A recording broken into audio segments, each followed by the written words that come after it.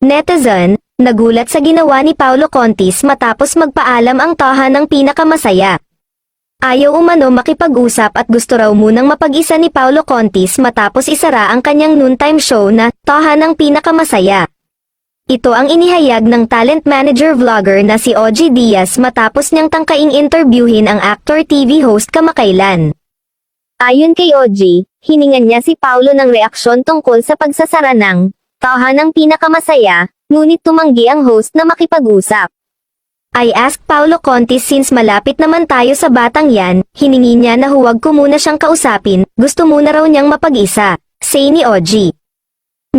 Pas muna ko, magpapahinga lang ako, sino naman tayo para kulitin yung hindi ba, dagdag ni OG. Tila nasaktan talaga ang TV host at aktor na si Paulo Contis sa pamamaalam ng kanilang noontime show. Totoong-totoo po na tumakbo agad si Paulo Contis sa dressing room at doon humagulgol, ayaw po niyang magpakita sa harap ng mga kamera sa kanyang pagluha, sa kanyang pag-iyak, paghagulgol. Siguro naiisip din niya, nako, lalo akong mababash nito dahil dati-rati ang lakas-lakas kong magsalita ng masasakit. Ang lakas kong mangantsaw. Baka ngayon pag nakita ako lalo akong i-bash. Yun siguro ang nasa isip niya, aniya. Mukhang hindi kasi nagustuhan ng mga solid na barkads ang mensaheng binigkas niya noong ipinawalang bisa na ng Intellectual Property Office of the Philippines ang trademark registration ng Tape Incorporated para sa titulong Itbulaga.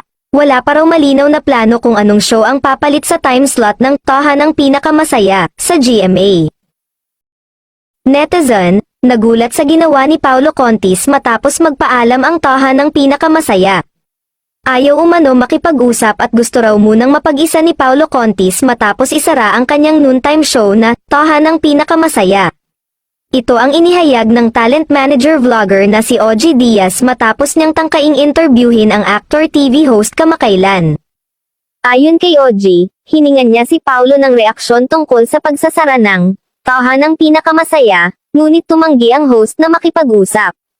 I asked Paulo Contis since malapit naman tayo sa batang yan, hiningi niya na huwag ko muna siyang kausapin, gusto muna raw niyang mapag-isa, say ni OG. Pas muna ko, magpapahinga lang ako, sino naman tayo para kulitin yung hindi ba, dagdag ni OG.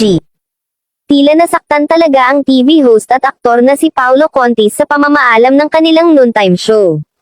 Totoong-totoo po na tumakbo agad si Paulo Contis sa dressing room at doon humagulgol, ayaw po niyang magpakita sa harap ng mga kamera sa kanyang pagluha, sa kanyang pag-iyak, paghagulgol. Siguro naiisip din niya, nako, lalo akong mababash nito dahil dati-rati ang lakas-lakas kong magsalita ng masasakit. Ang lakas kong mangantsaw.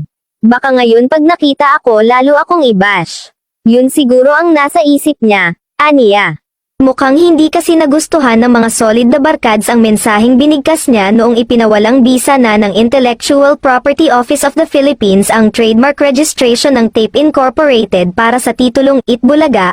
Wala pa raw malinaw na plano kung anong show ang papalit sa time slot ng taha ng pinakamasaya sa GMA.